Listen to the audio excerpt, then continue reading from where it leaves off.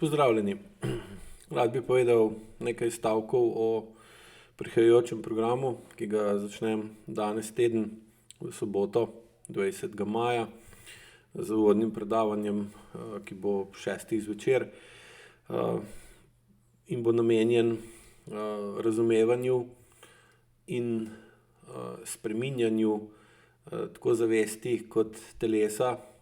ter odpravi ali pa zmanjšanju senzorno-motorne odtujitve pri tistih, ki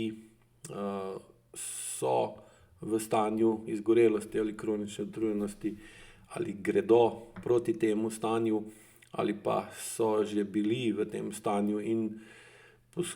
bi radi zmanjšali verjetnost ponovitve na minimum. Na programu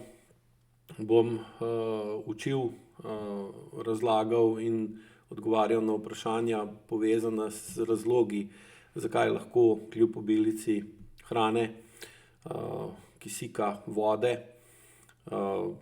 oseba se znajde v stanju, ko je dejansko izgorela in se počuti in vede kot nekdo, ki je zelo lačen ali pa zelo žejen ali pa ne more dihati. In namen je, da z razlago dovolj dobro razumete, kakšni procesi v telesu v živčno-mišičnem sistemu privedejo do takega hudega neravnovesja in take močne ločenosti zavesti od telesa, da kljub vsem znanju, vsem možnostim, ki nam jih današnji čas in sodobna tehnologija ponuja, oseba ne čuti, se ne zaveda in ne more primerno spremeniti svojega vedenja, da bi preprečila kronično izčrpanost, kronično utrujenost in običajno s tem povezano tudi nespečnost ter druge težave, ki so vezane na takšno stanje, kot so recimo tudi spalna apneja, ki je zelo pogosta v takem stanju. Izkušnje iz preteklih 2 let so mi dale tudi jasno sliko, da je glavna ovira ali pa glavni negativni efekt samega covida oziroma tako imenovan težki covid ali pa dolgi covid vezan tudi na stanje izčrpanosti in kronične utrujenosti, ki se ga oseba ni primerno zavedla oziroma ga zaradi lastne senzorno-motorne iluzije in odtujenosti ni prepoznala, temveč ga je poskušala zaradi takšnih ali drugačnih razlogov reševati z različnimi poživili, od kave do drugih načinov, na katere dvigniti dopamin in iti še malo naprej. Ampak seveda vrč hodi po vodo, dokler se ne razbije, in če ne čutimo sebe dovolj dobro in če v bistvu iščemo način, kako preživeti tako, da ustvarjamo iluzijo, da ne čutimo, kako smo, kako se počutimo, kdaj je preveč, kdaj je česa preveč in kdaj je česa premalo, se hitro zgodijo težave, ki se spremenijo v tako močno depresijo delovanja telesa in gibanja, da gremo v izgorelost ali kronično utrujenost, iz katere se potem zelo dolgo časa in dolgo pobiramo. Predstavil bom, zakaj je v bistvu stanje senzorno-motorne odtujenosti, ki vodi v neprimerno čustveno zrelost na določenih področjih v življenju in neprimerno čustveno učinkovitost na določenih področjih v življenju, tisto, ki onemogoča ali omejuje, da bi pravočasno začutili, kam gremo, in se še preden pridemo do tega končnega stanja, ko vse skupaj odpove, se ustavili ali pa spremenili smer gibanja. In skozi vaje, ki jih bom učil na programu, tudi vam omogočil, da sami opazite in na svoji koži znotraj sebe občutite, kako v bistvu je, kako močna je ločenost med telesom in med vašo zavestjo,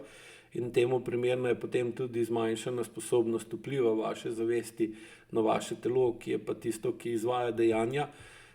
katerih rezultat ali pa neželjen rezultat, neprimeren rezultat se kaže potem skozi izgorelost in kronično utrujenost. Tako da program bo v 30 dneh omogočil dovolj globoko spoznavanje, kakšni so razlogi za izgorelost in kronično utrujenost po AIQ metodi in dovolj temeljito, redno in kvalitetno izvajanje AIQ vaj, ki jih bom učil na programu, da boste lahko sprejeli in posledično šli tudi v spreminjanje stanja. Veliko bom govoril tudi o strahu pred sproščenostjo in alergični reakciji na sproščanje, ki je pri vseh strankah z izgorelostjo in kronično utrujenostjo, s katerimi sem delal v preteklih letih, bila glavni povod za to, da se niso upali sprostiti, da so čutili močne negativne reakcije na nekaj, kar jih je sproščalo, kar jih je potem seveda vodilo v